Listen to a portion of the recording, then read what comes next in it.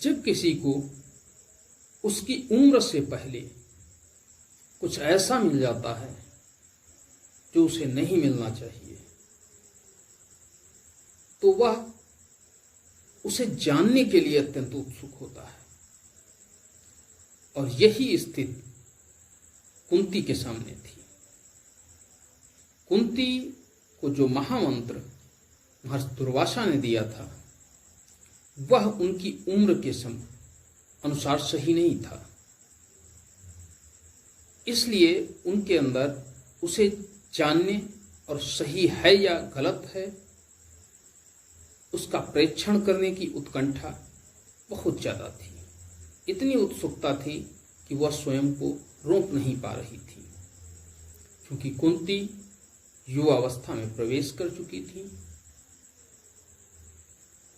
तो धीरे धीरे जो शारीरिक स्थिति थी, शारीरिक बनावट थी, वह भी बदलती जा रही थी। एक दिन कुंती ने सोचा कि बहुत समय हो गया है, उस महामंत्र को मैंने सिद्ध नहीं किया है जो महर्षि दुर्वासा दे गए थे। ऐसा तो नहीं उन्होंने केवल मुझे ये बता दिया है ये सच है या गलत है, इसे जानने की जरूरत है और परीक्षण कर लेते हैं।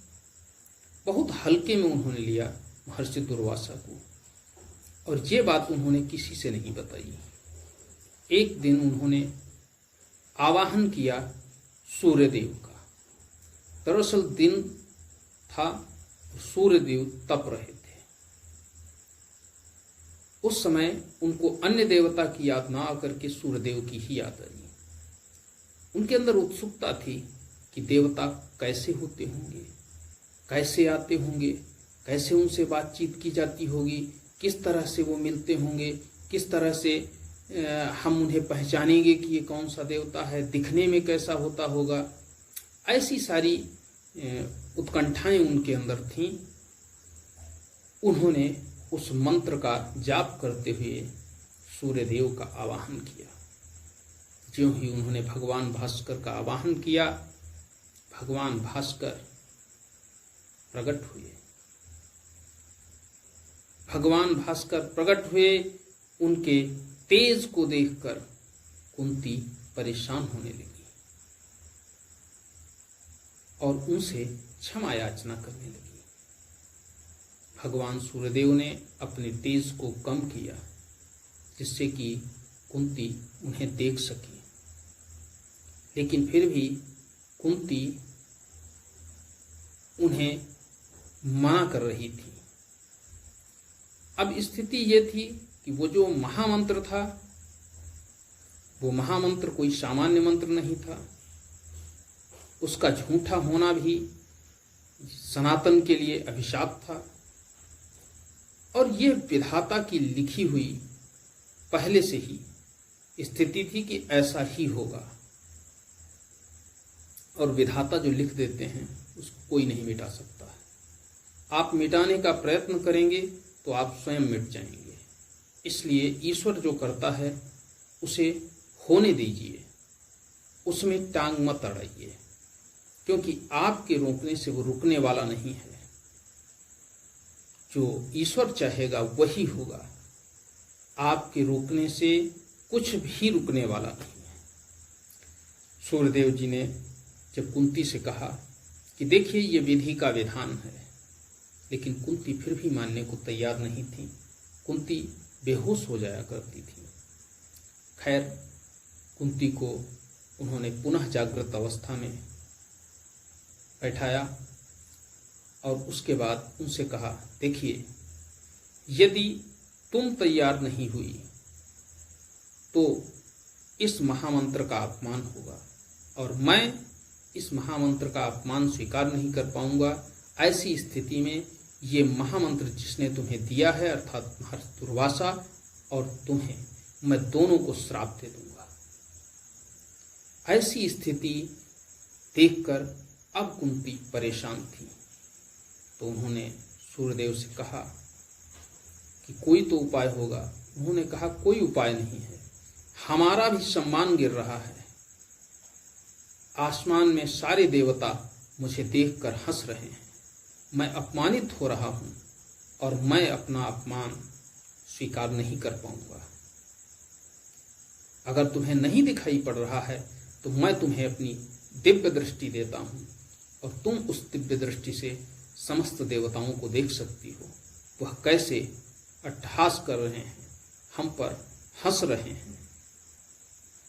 कुंती को दिव्य दृष्टि दी गई। कुंती को दिखाई पड़ा कि आसमान में वास्तव में देवता हंस रहे हैं सूर्यदेव पर।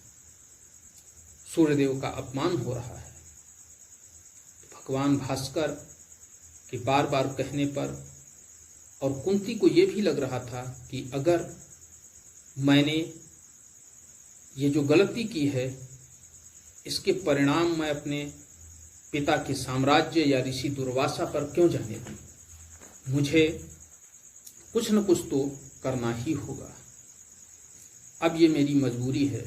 कुंती धर्म संकट में फंस चुकी थी, अतः वह बिस्तर पर अपने पहुंच गई। सूर्यदेव ने पुनः अपने तेज को कम किया और उसके बाद दोनों ने एक दूसरे का आलिंगन किया। उसके बाद सूर्यदेव अपने लोक चले गए। इधर माता कुंती गर्भ से हो गई। अब पूरे साम्राज्य में, पूरे राज परिवार में इस बात को कोई नहीं जानता था, क्योंकि यह घटना कुंती के साथ घटित हुई थी। कुंती बहुत परेशान रहने लगी। समय बीतता जा रहा था। धीरे धीरे गर्भ अपना आकार ले रहा था। अब वह न माता के कक्ष तक जा पा रही थी, न ही पिता से मिल पा रही थी और किसी को कुछ पता भी नहीं रही थी। वह सिमट कर अपने महल में रह गई थी। लेकिन उनकी एक धाय माँ थी जिन्होंने उनके जीवन में अहम रोल रखा था। उन्होंने उन धाय माँ से कहा कि माँ, मैं ऐसे धर्म संकट में हूँ, इस धर्म संकट से मैं कैसे निकलूं, आप मेरी सहायता करें। तो धाय माँ ने कहा कि देखिए, संकट तो जरूर बड़ा है, लेकिन इस संकट से निकलने का कोई न कोई उपाय तो होगा ही होगा। कुंती ने कहा, कोई उपाय नहीं है, मुझे पुत्र को जन्म देना ही होगा। इधर सूर्यदेव से अपने कौमार्य के बारे में बात करते हुए कुंती ने एक वचन ले लिया था। सूर्यदेव ने कहा था कि संतान जरूर तुम्हें प्राप्त होगी, लेकिन तुम्हारा कौमार्य भंग नहीं होगा। जब ये बातें कुंती के दिमाग में थी तो कुछ उनको सुकून मिलता था, लेकिन वह सुकून क्षणिक था। कुंती परेशान रहती थी और इसी बीच समय पूर्ण हुआ और मध्य रात्रि को जब सारा राज्य सो रहा था, सभी प्राणी सो रहे थे, उस समय कुंती को पुत्र उत्पन्न हुआ और उस समय कुंती और उनकी धाय माँ दो ही लोग वहां पर जागृत अवस्था में थी। अपुत्र होने के बाद अपुत्र का किया क्या जाए, ऐसी स्थिति में कुंती करें भी तो क्या करें, लेकिन धाय माँ पहले से ही बहुत ज़्यादा एक्टिव थी और उन्होंने उस संतान को कहाँ जाना है, कैसे जाना है, उसका प्रबंध कर लिया था। पुत्र होने के बाद कुंती पुत्र प्रेम में पड़ गई, मानो संपूर्ण संसार को भूल चुकी हूं। ममता जागृत हो चुकी थी, लेकिन वह ममता कर भी क्या सकती थी, क्योंकि लोकलाज ऐसा पहलू होता है कि जिसे कोई भी ठुकरा नहीं सकता। और इस लोकलाज के कारण ही कुंती परेशान हो रही थी। तो उन्होंने धाय माँ के गले लगते हुए कहा, हे माँ, मुझ जैसी अभागन इस धरती पर कोई माँ न हो, जो पुत्र को जन्म तो देती है, लेकिन एक क्षण बाद ही पुत्र उससे दूर होने वाला है। मैं ऐसा बर्दाश्त नहीं कर पा रही हूँ। धाय माँ ने ढाढ़स बंधाया और कहा, परेशान न हो, देखिए समय की यही मांग है और समय जो चाहता है वह हमको करना पड़ता है। कुंती धीरे धीरे सामान्य हुई तो उन्होंने पूछा कि धाय माँ, क्या तैयारी है, क्या व्यवस्था की है आपने?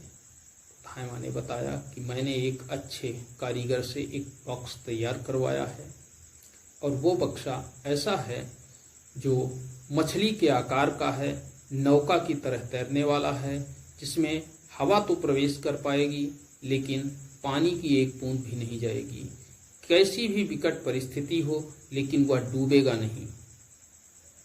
कुंती कुछ प्रसन्न हुई, लेकिन समय भी निकल रहा था, इस वजह से शीघ्रातिशीघ्र उस बालक को लेकर के वह नदी के पास पहुंची।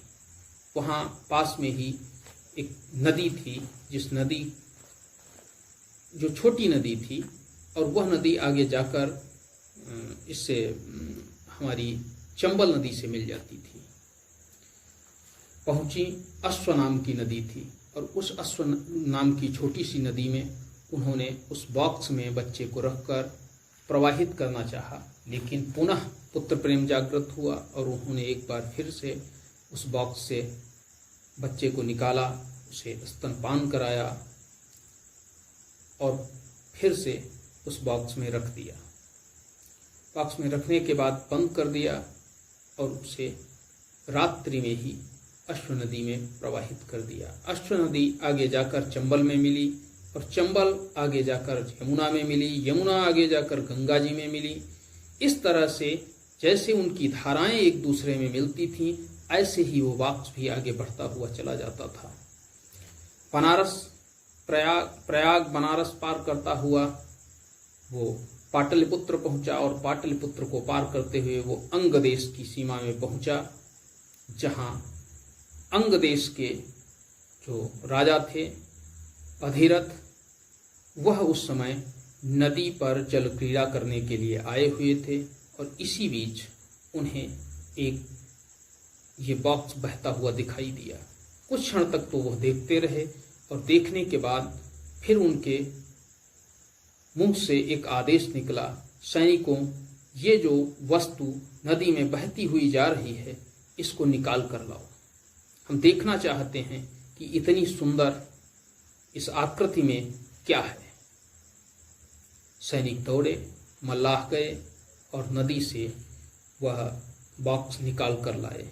जब वो बक्सा उनके सामने आया तो उस संदूक को खोलने के बाद उन्होंने देखा कि उसमें तो एक बालक है, और बालक वह भी ऐसा जो सोने की तरह चमक रहा है, वो रोदन भी नहीं कर रहा है। उन्होंने इस बालक को उठाया और उठाकर अपनी पत्नी को देते हुए कहा कि देखिए कितना सुंदर बालक है। इधर अधिरथ के भी कोई संतान नहीं थी, उनकी पत्नी को भी संतान चाहिए थी और उन्हें ऐसी संतान मिल गई जिसका कोई पिता नहीं था। कोई जानता नहीं था कि इसका पिता कौन है, माँ कौन है, और अगर ऐसी संतान मिल जाए तो वह अपनी हो जाती है। ये मानकर उन्होंने उस संतान को अपने पुत्र की तरह पाला, बड़ा किया। पुत्र जन्म से ही बहुत ही बुद्धिमान था, बहुत ही साहसी था, निडर था। फिर धीरे धीरे पुत्र बड़ा होने लगा। दोस्तों, किस तरह से शिक्षा हुई कर्ण की, उसके बारे में भी हम आपको बताएंगे, लेकिन वह हम आपको अगले एपिसोड में बताएंगे किस तरह से कर्ण ने शिक्षा प्राप्त की और क्या क्या कठिनाइयां उनको आईं। दोस्तों, वीडियो को लाइक करें, चैनल को सब्सक्राइब करें और शेयर करें। आपके शेयर करने से ये ज़्यादा से ज़्यादा लोगों तक पहुंचेगा, ये जानकारी प्राप्त होगी, साथ ही साथ हमारा भी मनोबल बढ़ेगा। धन्यवाद मित्रों।